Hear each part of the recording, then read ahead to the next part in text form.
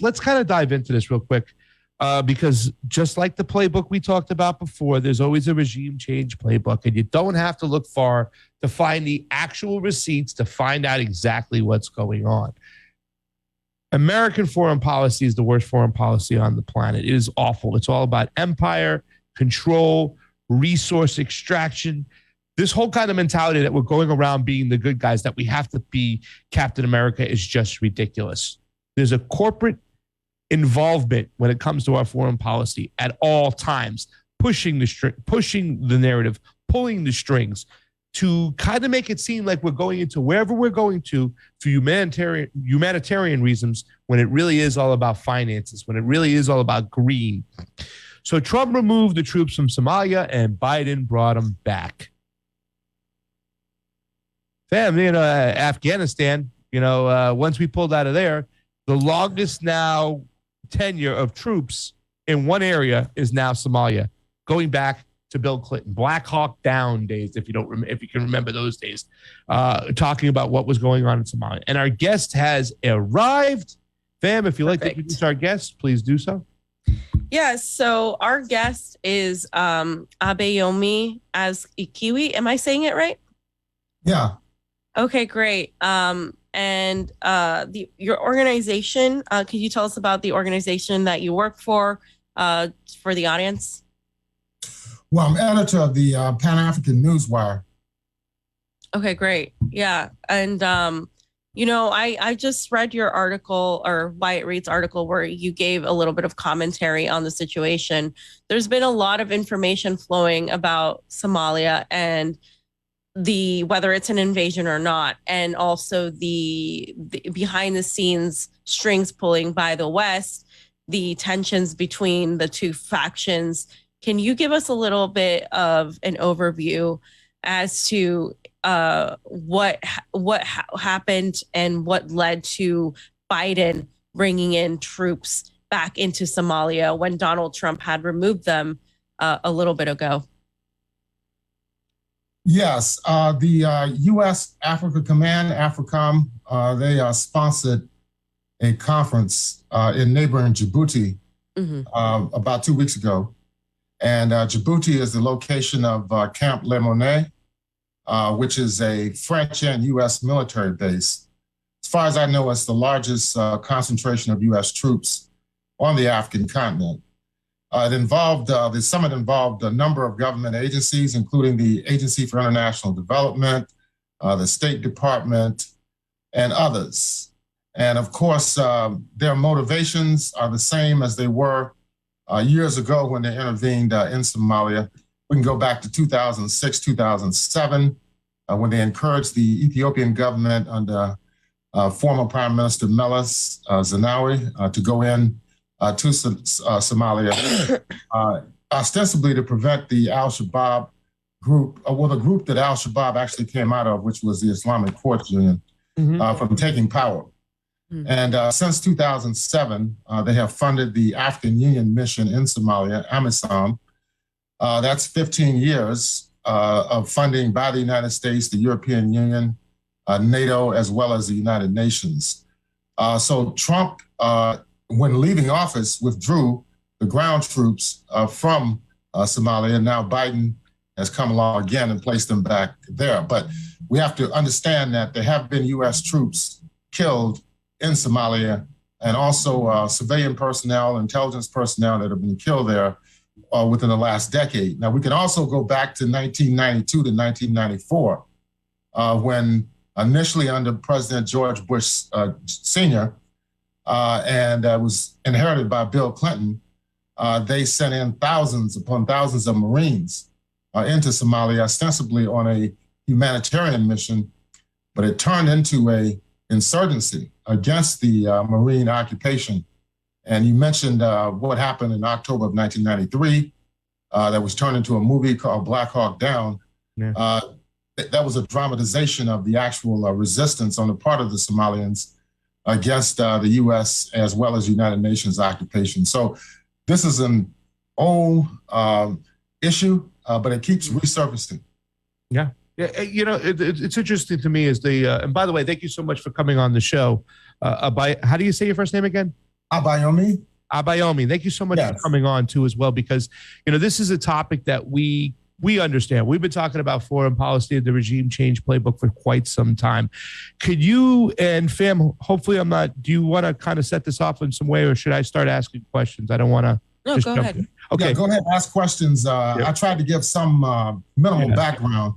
Somalia is an oil-producing country. We have to keep that in mind. It's also strategically located on the Indian Ocean.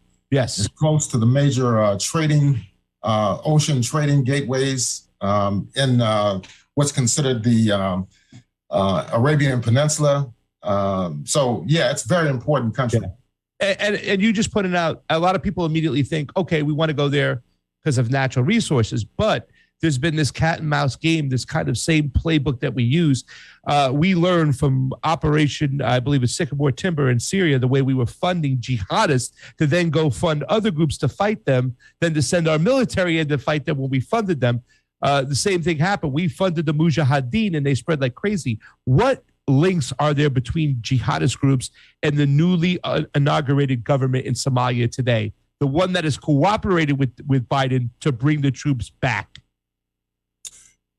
Well, the president who did get reinstalled just recently, there were complaints that he had some links to al-Shabaab. Now, I've not been able to confirm that.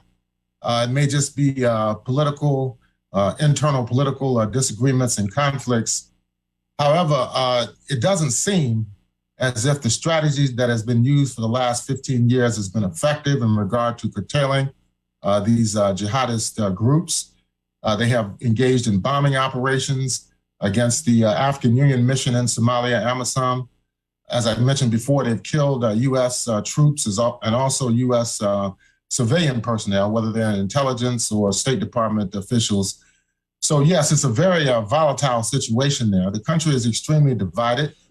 For the last 31 years, there was a military government under Siad Barre, who collapsed. The government collapsed. It was supported heavily by Washington. And since that time period, there's been jockeying for domination in Mogadishu, which is the capital. Now, two provinces of Somalia, known as Puntland and Somaliland, have ostensibly broken off from the major geopolitical areas of Somalia to establish their own governments. But the governments have not been recognized by any government around the world, let alone the United Nations and the African Union. The U.S. does not even recognize them, but they're so frustrated with the internal conflict in Somalia that they more or less just broke off on their own. So it's a very complex situation. I want to go back to the question of, is this an invasion or not? Because one of the things that many retort in the West is that the own Somalian people asked the United States to come in, and the new president, Mohamud, who is now going to serve his presidential term after winning just 214 votes, won his election in an election that was closed to the public, right? It was only the members of the parliament that were permitted to vote. So many people are saying, okay, wait a minute, this isn't a president that the vast majority of Somalians backed and wanted. So how much does that play into this this whole conflict of the U.S. coming in? And this particular president also thanked Joe Biden for authorizing the deployment of American troops to Somalia. Well, that should indicate to us that they backed his reemergence as the president. They have a parliamentary system there, a federal system, and they elect the members of parliament, and then the members of parliament, of course, select the president. So it's a different type of a system than what exists in the United States, where you have direct voting for the president, as well as the legislative apparatus of the federal government. But obviously, the new president is being supported by the Biden administration. What their agenda is really not clear. We have noticed, Ukraine, for example, is being heavily militarized right now.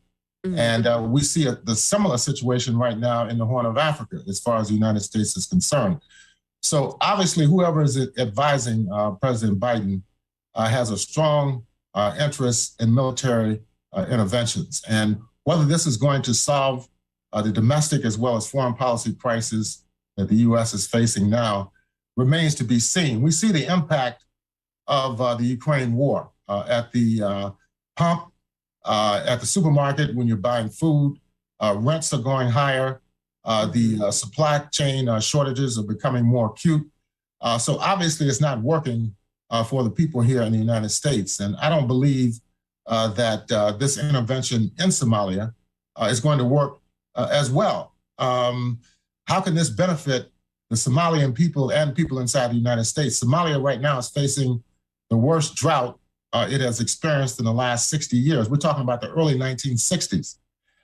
So there needs to be a strong focus on humanitarian assistance, and I just don't see that happening. And it really wasn't a part of the dialogue that went on at the meeting in Djibouti. And this was reported on through the AFRICOM websites. You know, this is open source information. People can go to those websites and read in detail what the generals are saying and what the State Department officials are saying. And they're claiming that they're moving in order to shore up the Somalian state against potential attacks by these jihadist organizations. But whether that's going to be effective or not, it has not been effective over the last 15 years.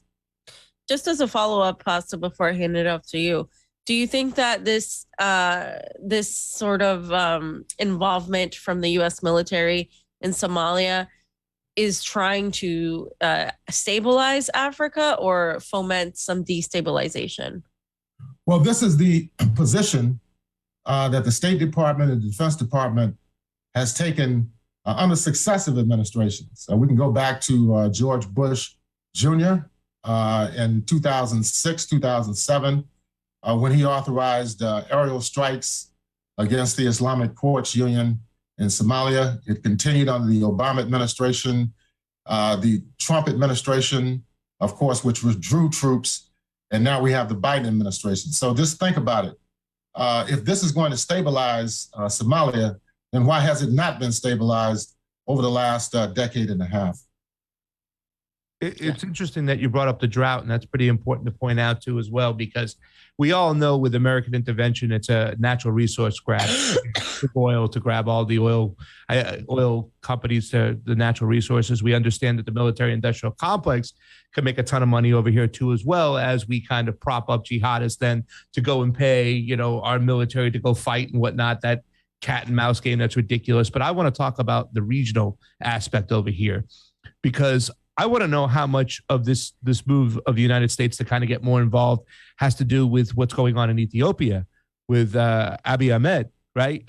You know, he took a deal with the Chinese, helped build a dam, whatnot, you know, the Renaissance Dam. They've already started jockeying and kind of going back and forth now with Egypt, who's a close ally and weapons recipient of the United States. What regionally here with Ethiopia, where Ethiopia may be able to provide some solutions to help with the drought situation in Somalia with this new dam and everything, what part of that do you think that does the Ethiopian government play now that it's pretty much kind of squared off against the United States in this region and in the Horn of Africa? I think it's closely related to the U.S. Military intervention. Ethiopia has been in conflict with the United States, even under the previous Trump administration. A lot of it centers around the Grand Ethiopian Renaissance Dam project, which is supposed to be the largest of such energy generating projects on the African continent. As you mentioned, the Egyptian government is staunchly opposed to it because it will redirect some of the waters from the Blue Nile. The existing arrangements in regard to access to the Blue Nile was established way back in the late 19th, early 20th century under British colonialism. So rather than sit down and negotiate a settlement with the Ethiopian government, the president of Egypt, Abdel Fattah al-Sisi, has taken a hostile position towards Ethiopia. Trump supported his position right before he left office. He's out of office right now, but it seems as if the U.S. foreign policy has not changed in regard to hostility towards Ethiopia. There's a regional conflict that's taking place there. The Tigray People's Liberation Front, which used to be the dominant political party in Ethiopia, it was for nearly 3 decades, between 1991 all the way up until 2018, when they were overthrown as a result of a popular uprising. Now, after Abiy Ahmed came to power, in my opinion, he made a lot of progress in the first year. He signed 2 peace treaties with Eritrea because there had been a conflict between the TPLF government and the Eritrean government, opened up diplomatic relations with Eritrea. There was also a division in the Ethiopian Orthodox Christian Church, which he was able to mediate a solution to that. And he was even awarded a Nobel Peace Prize, if you recall, following that. So to say that he's a warmonger, it really needs to be researched, that whole position. And the TPLF, as I mentioned before, has received U.S. support for many, many years.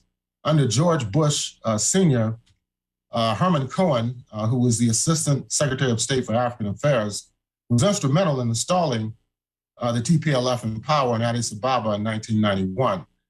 And they have used the Ethiopian government for military operations. As I mentioned, in 2006, they went into Somalia to stop the Islamic Courts Union from taking over. However, since Prime Minister Abiy has been in office over the last 4 years, the foreign policy of Ethiopia has shifted. And I think they're being punished because they will not do the military and political bidding of the United States in the Horn of Africa region, in East Africa as a whole. And this is very important for us to understand. One thing that the Biden administration did, and that was to suspend Ethiopia from the African Growth and Opportunity Act, which is a trade agreement with African countries where they agree, the United States agrees to buy products that are produced, largely light industrial products, such as fabrics and clothing. They're refusing to purchase these from Ethiopia in order to diminish the economic status of the country. And so these are hostile moves. There's also legislation that's being discussed now in the U.S. House of Representatives to impose further sanctions on Ethiopia. And Ethiopian Americans and Eritrean Americans have had huge demonstrations, largely around Washington, D.C., and also out on the West Coast, demanding that the United States butt out of their internal affairs. Yeah, we've seen them. We ran into them when we were in D.C. last time. And I wanted to ask right off of the bat, going off of that, there seems to be an alliance forming between Somalia, Ethiopia, and Eritrea. Is that something that potentially poses a threat to the attempts of by the West to have more control of the region? Yes, it's unfortunate that the Ethiopian government is being punished for making peace with Eritrea, for attempting to bring about some type of peaceful resolution to the situation in Somalia.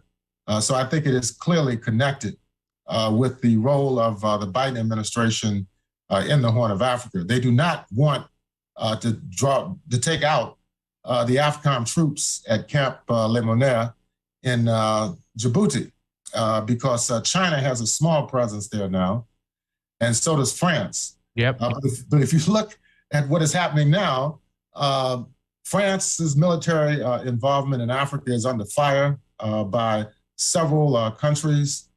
And China also has, over the last 20 years or more, increased its economic trade and cooperation with the African Union member states. The U.S. perceives this as a threat.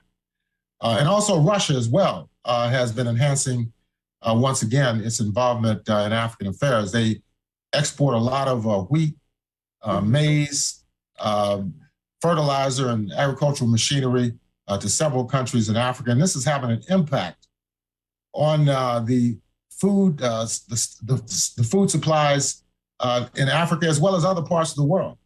This whole war in Ukraine is really damaging the entire world economy. And, it needs to be some type of negotiated settlement needs to be brought about. Yeah, I'm loving this conversation. I love the fact that you brought up that China has a base in Djibouti. China is not one, because everybody was like, oh, China's an empire, China's imperialist. I'm like, China has like 3 or 4 bases outside of China, but one of those bases is strategically located in Djibouti.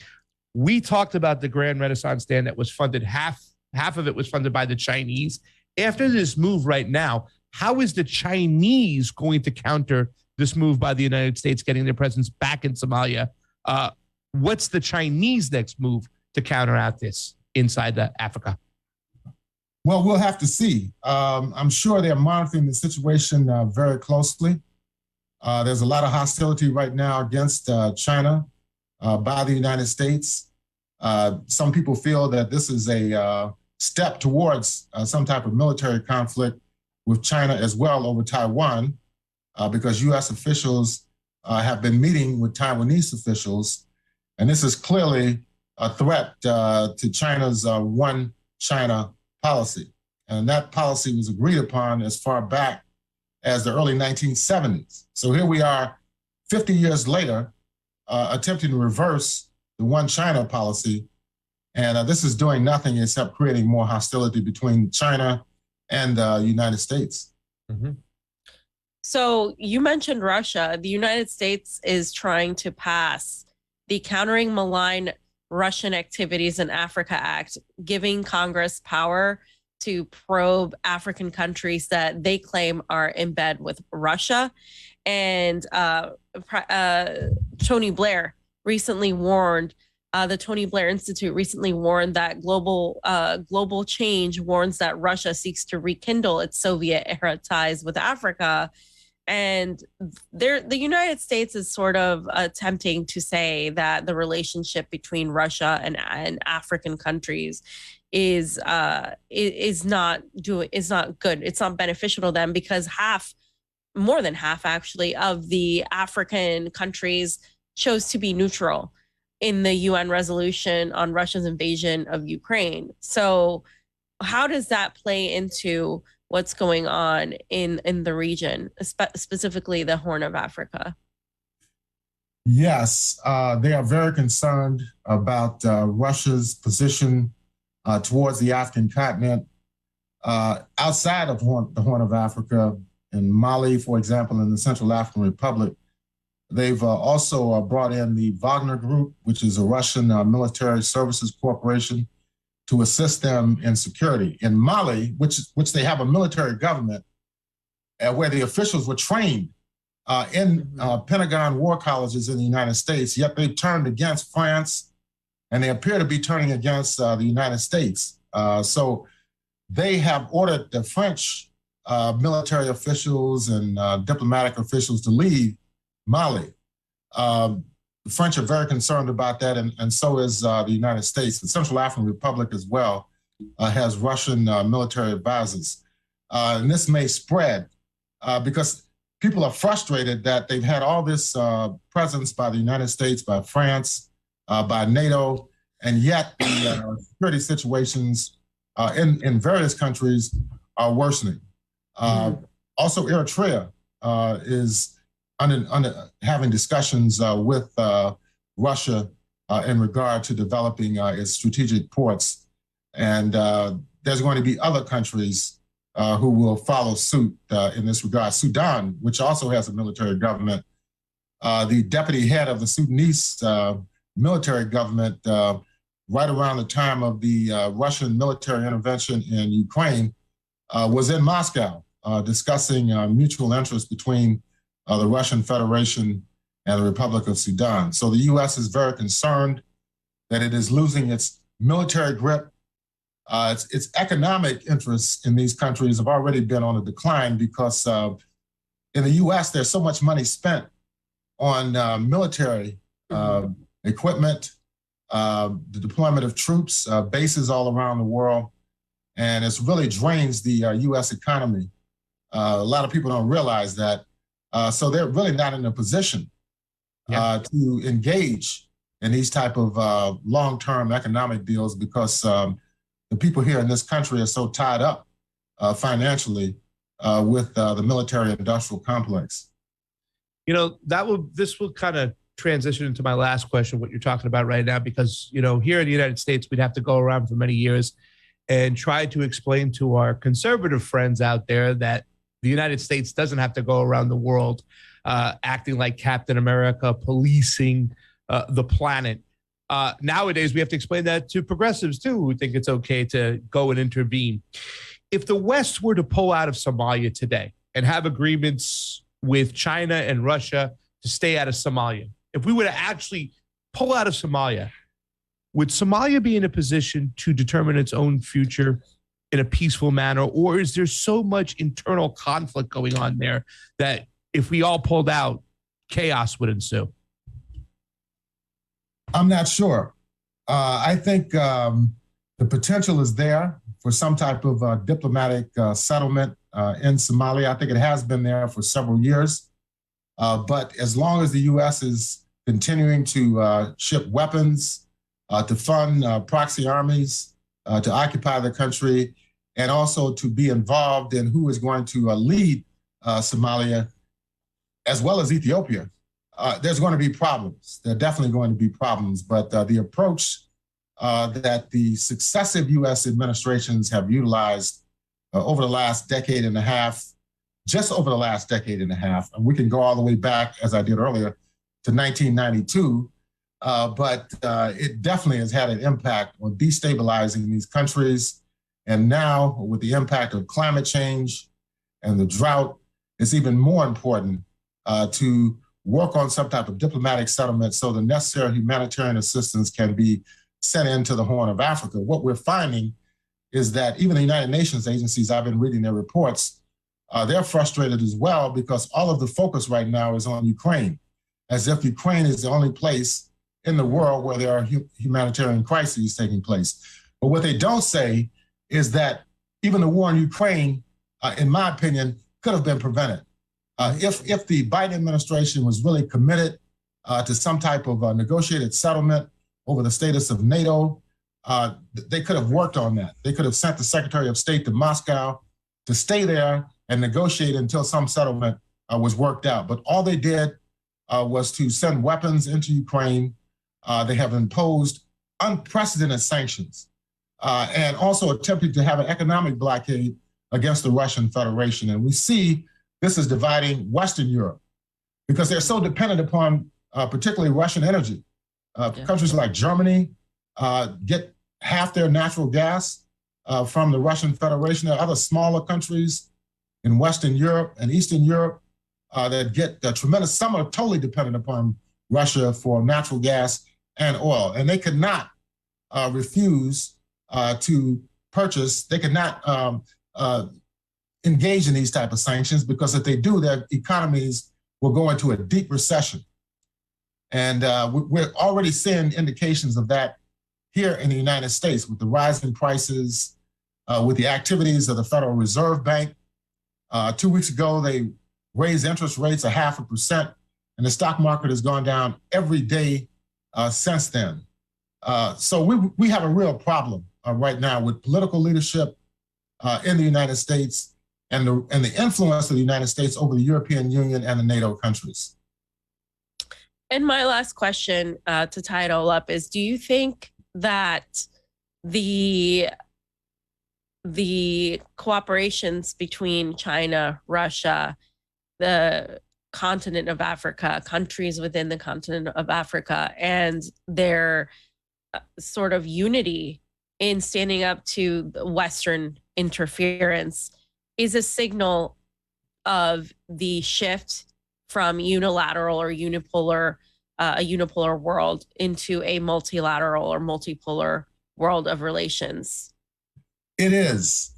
These attempts are going on. We can talk about the Belt and Road Initiative. Right. We could talk about BRICS, the Brazil, Russia, India, China, and South Africa alliance.